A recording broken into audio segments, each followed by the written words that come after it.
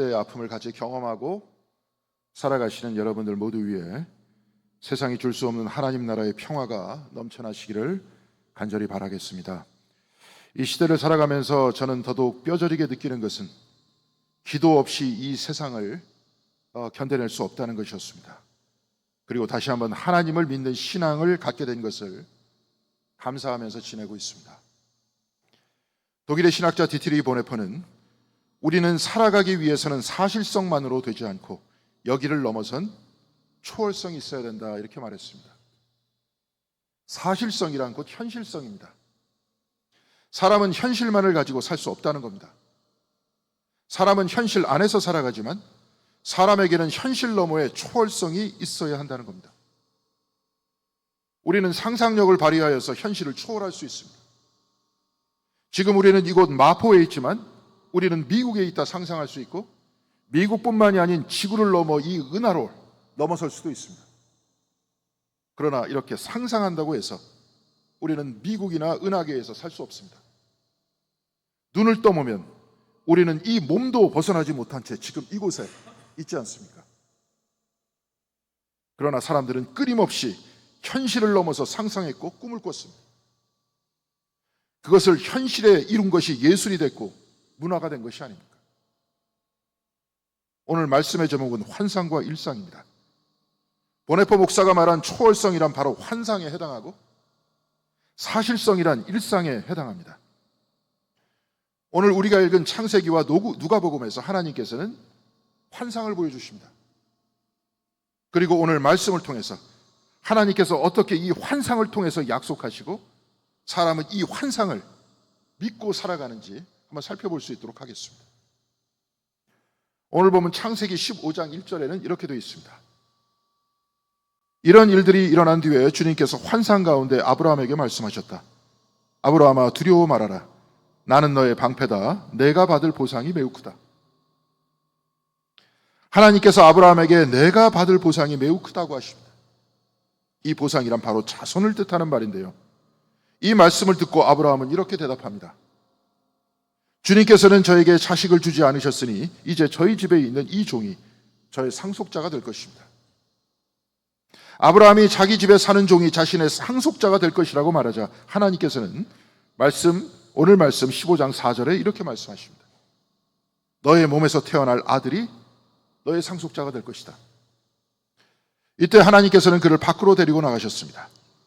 창세기 28장 15절 이하의 야곱은 들판에서 자다가 꿈을 꿉니다. 그리고 하늘로 연결된 사다리를 봅니다.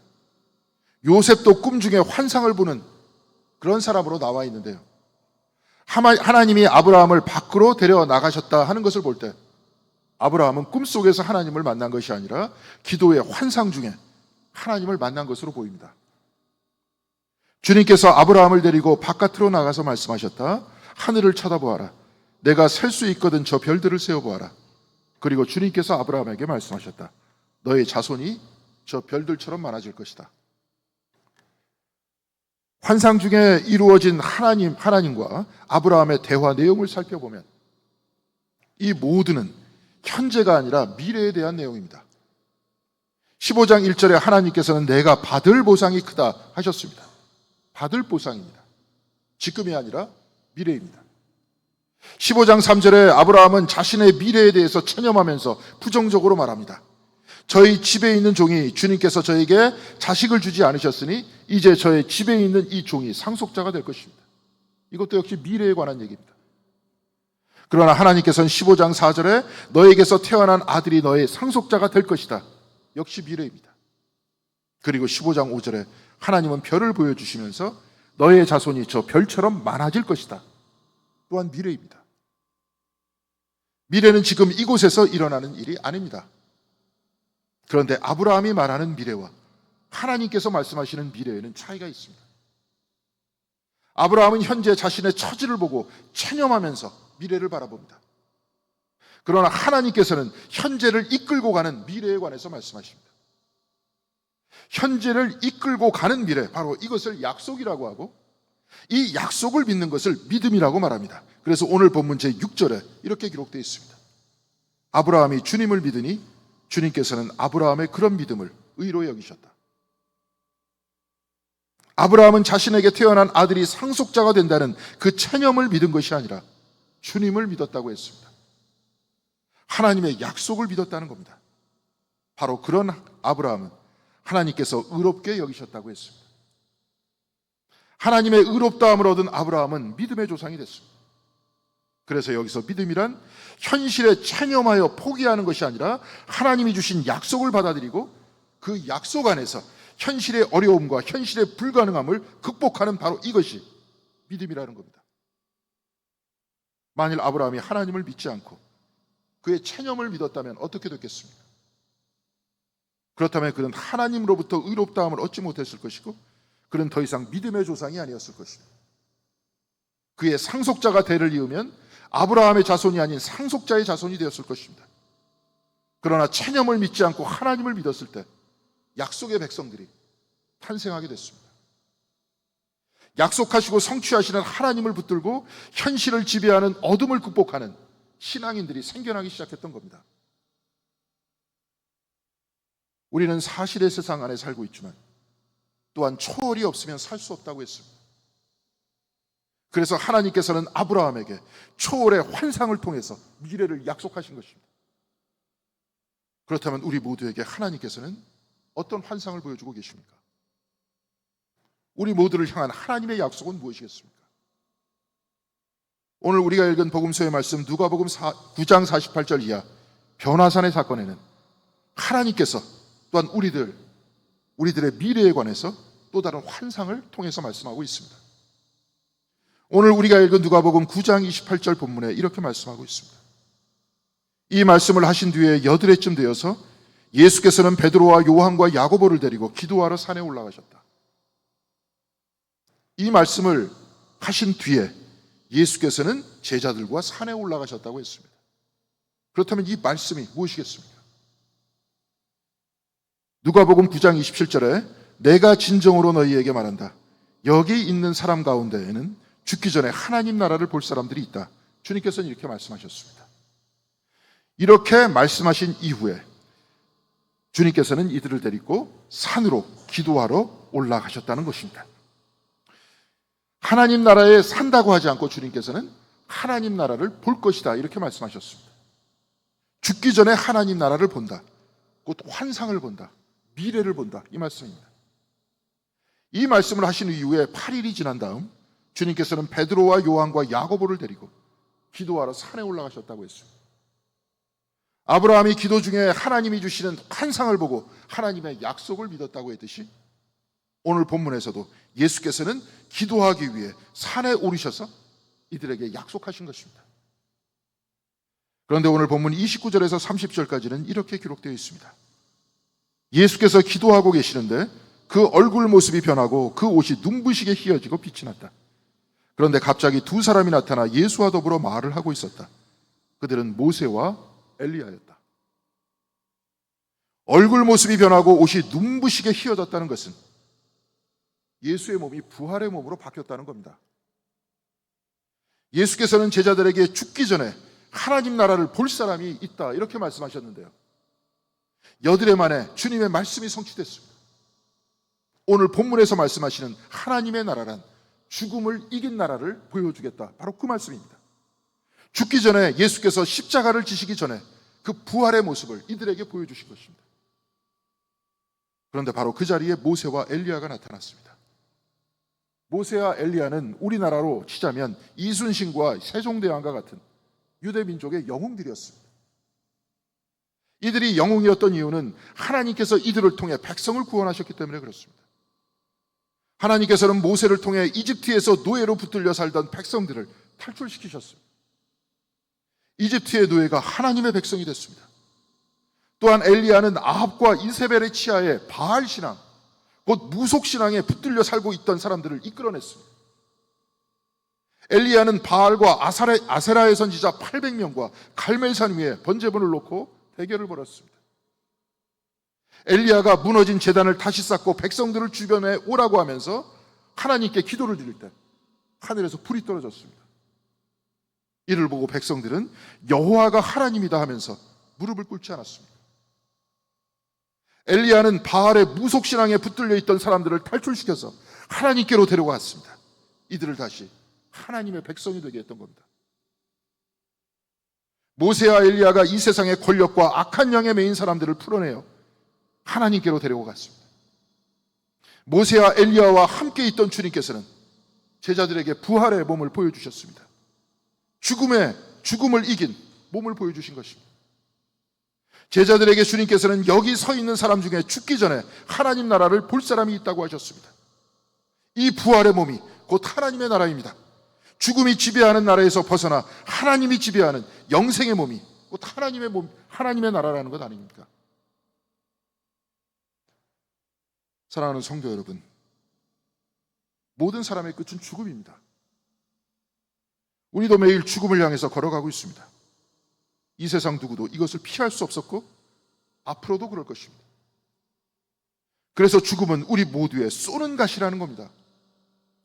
그렇기 때문에 권력이 있든 대통령이든 재력이 있는 대기업의 회장이든 아니면 아무것도 없는 저 서울역 앞에 노숙자든 그 끝은 모두 다 똑같을 수밖에 없습니다.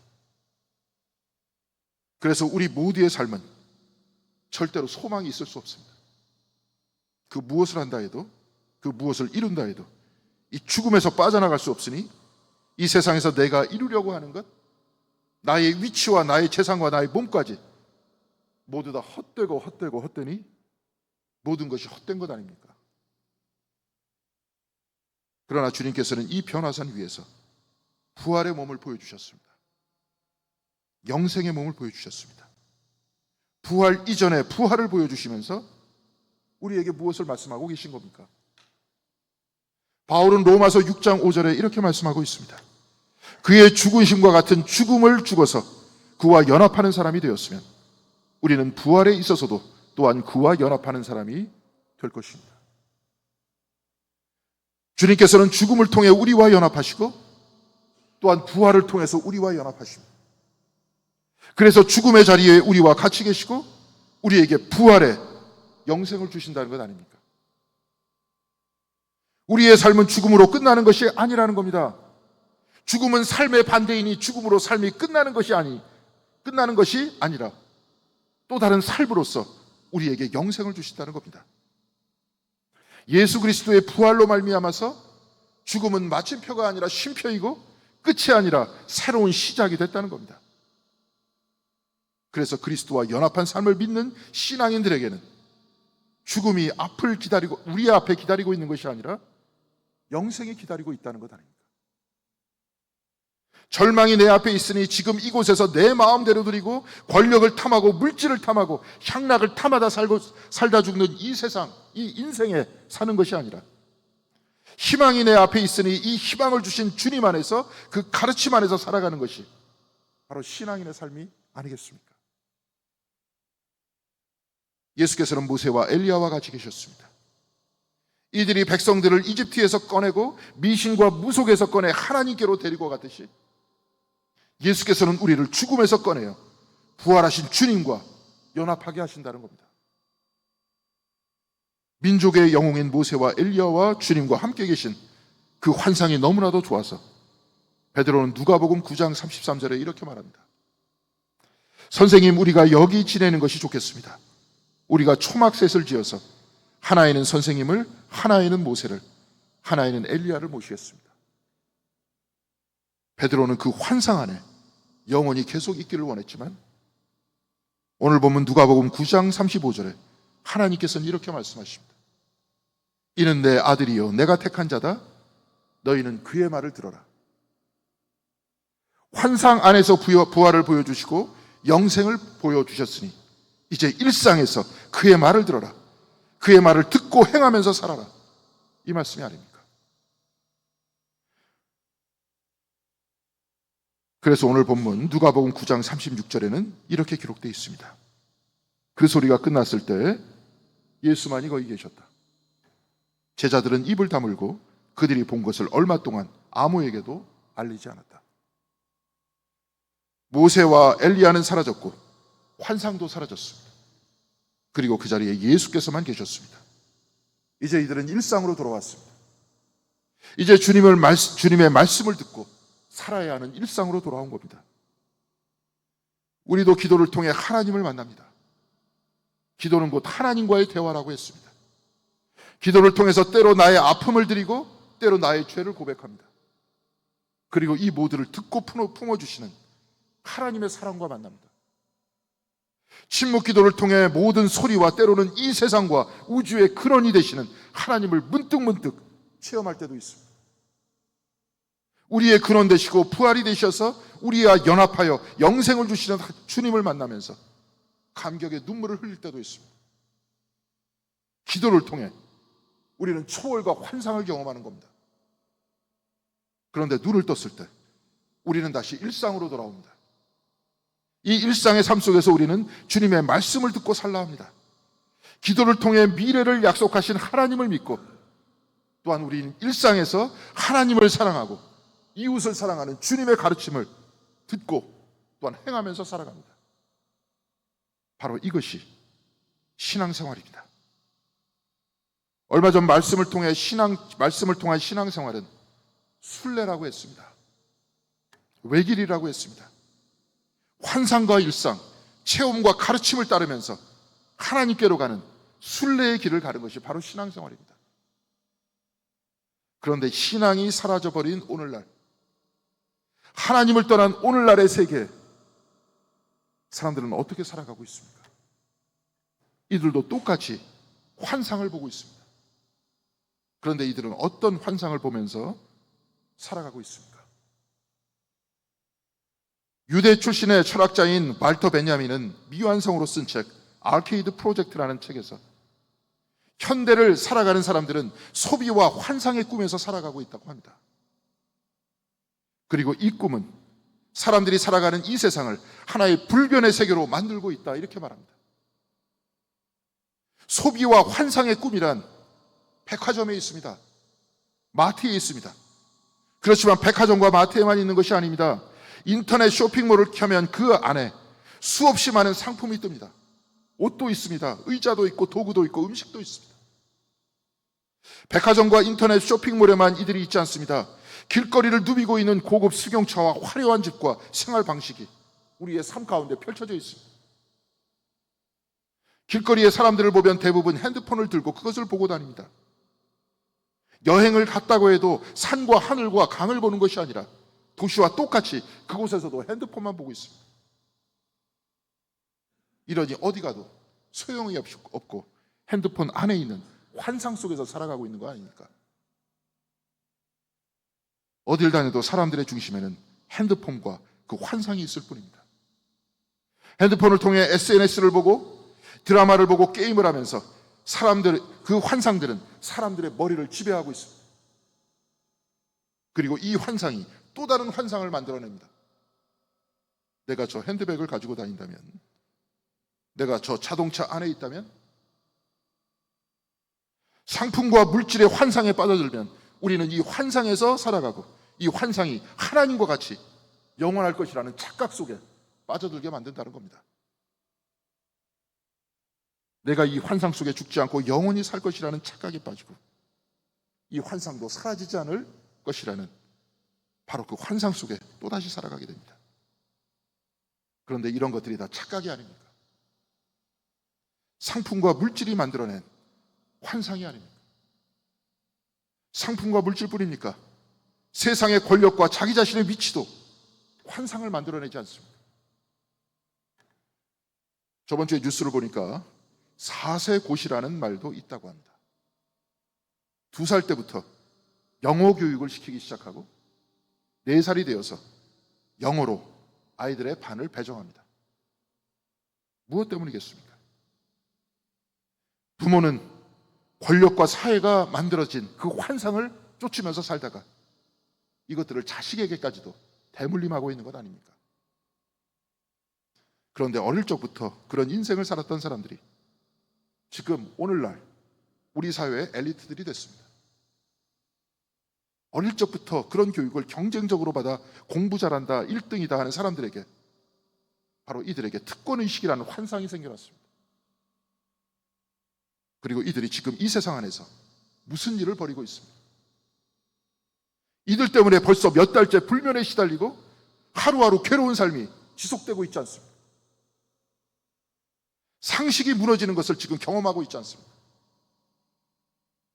이 세상에 똑똑한 사람이 없어서 문제입니까? 학벌이 높은 사람이 없어서 문제입니까? 엘리트가 없어서 문제입니까? 아니면 사랑하고 배려하는 사람, 남의 아픔을 나의 아픔으로 느끼는 긍휼의 사람이 없어서 문제입니까? 자기의 특권의식에 대해서 부끄럽게 생각하고 자기 자신의 위치와 권력에는 책임이 따른다고 생각하면서 깨어있는 그러한 사람, 바로 이런 사람들이 없어서 문제가 아닙니까? 먼저 사람이 되고 나아가서 하나님을 사랑하고 이웃을 사랑하는 사람이 먼저 되어야 하는 것 아닙니까? 베냐민은 상품과 권력의 환상에서 깨어나야 한다 이렇게 말했습니다. 그래서 그런 이 환상에서 깨어나는 것을 각성이라고 했는데요. 그렇다면 우리는 각성을 무엇이라고 부릅니까? 우리는 기도할 때 눈을 감습니다. 세상을 향한 눈을 감고 내면을 향해서 눈을 뜹니다. 세상이 주는 환상에서 벗어나 하나님께서 환상을 통해 주시는 약속을 향해서 눈을 뜨는 것 아닙니까? 눈을 감고 하나님이 주시는 환상을 통해 영원하신 하나님을 만나고 우리를 영원하게 하시는 하나님께 감사하고 있지 않습니까? 오늘 예수께서는 기도하러 산에 올라가셨습니다. 그리고 그곳에서 제자들은 변화된 주님의 몸을 보았습니다. 부활의 몸을 보았고 그 안에 성취된 제자들과 저와 우리들의 영생을 봤습니다. 그리고 하나님께서는 그의 말을 들으라고 하십니다. 믿음을 가지고 예수께서 우리에게 가르쳐 주신 말씀을 따라 그 말씀 안에서 살라고 말씀하고 계십니다. 사랑하는 성도 여러분, 우리는 지금 사순절 순례의 길을 걷고 있습니다. 우리는 지금 어떤 환상을 보고 있습니까? 세상의 상품과 이미지와 권력의 환상을 보고 있습니다. 이 환상이 만들어낸 착각 속에서 살아가고 있습니다. 아니면 눈을 감고 하나님께서 우리에게 보여주신 그 말씀의 환상 속에서 그 약속을 붙들고 살아가고 있습니다. 이 환상 속에서 우리에게 약속하신 하나님 나라, 영생의 구원을 붙들고 살아가고 있습니다. 주님께서는 변화산의 사건을 통해서 제자들에게 그리고 저와 여러분에게 하나님 나라를 보여주셨습니다. 부활의 몸을 보여주셨습니다. 그리고 이를 믿는 우리 모두에게 영생을 약속하셨습니다. 그리고 하나님께서는 우리 모두에게 주님의 말씀을 따라 살라고 하십니다. 사랑하는 성도 여러분, 이 사순절 순례의 기간 다시 한번 우리 자신의 인생과 우리의 삶을 되돌아보시기 바랍니다. 이 사순절에 더더욱 주님과 가까워져서 기도의 환상 속에서 보여주시는 영생의 확신을 가지시고 우리의 일상 안에서 주님의 가르침을 따라 사시기 바랍니다. 그 가르침은 성경 안에 있는 산상수훈과 아니면 우리 교회 팔복의 길에 다 쓰여져 있습니다. 영생의 소망으로 죽음의 공포를 이기시고 말씀으로 세상을 이기셔서 이 사순절 주님과 동행하면서 미래를 향해서 힘차게 전진하고 우리의 영생을 향해서 주님과 더불어 힘차게 나아가시는 저와 여러분들 모두가 다 되시기를 주님의 이름으로 간절히 기원드리겠습니다. 기도하시겠습니다.